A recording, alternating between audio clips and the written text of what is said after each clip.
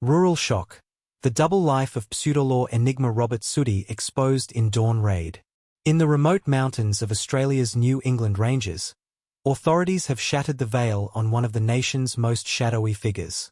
Robert Sooty, the mild-mannered researcher and founder of the Freeman Delusion Encyclopedia, a sprawling digital tome that's methodically dismantled over 40 years of pseudolaw nonsense clogging up Australian courtrooms, was hauled away in handcuffs yesterday morning.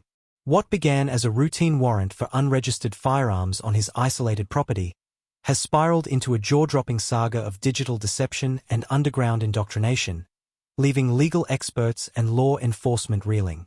Sooty, 55, has long been the ghost in the machine of Australia's sovereign citizen underbelly. To the outside world, he was the unassuming scholar, scribbling away in obscurity. His Freeman Delusion project a forensic takedown of the wildest pseudolaw fantasies. Friends and colleagues said they'd just seen him as a reclusive type, the kind who'd vanish into his back shed researching law for weeks, emerging only to talk about how serious the pseudolaw problem was becoming.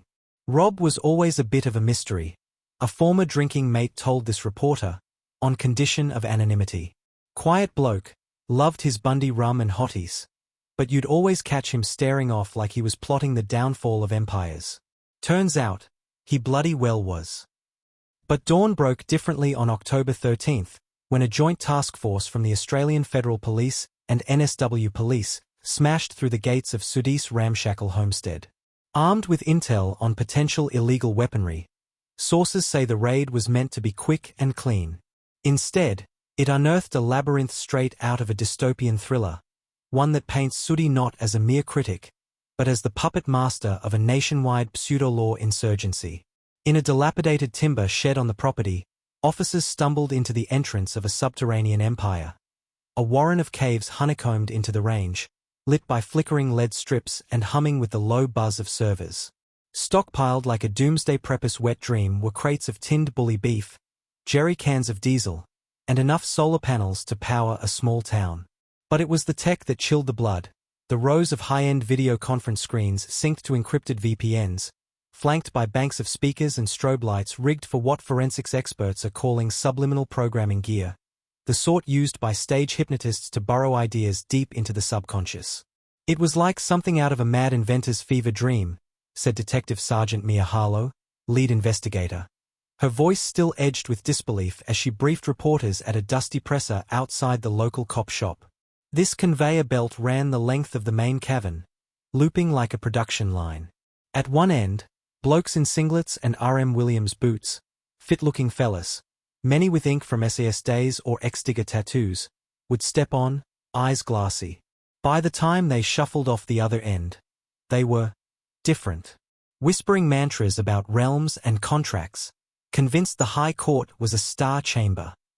The subjects, over 6 men and women, aged 30s to 50s, were found in a haze of induced stupor, plugged into IV drips laced with mild hallucinogen.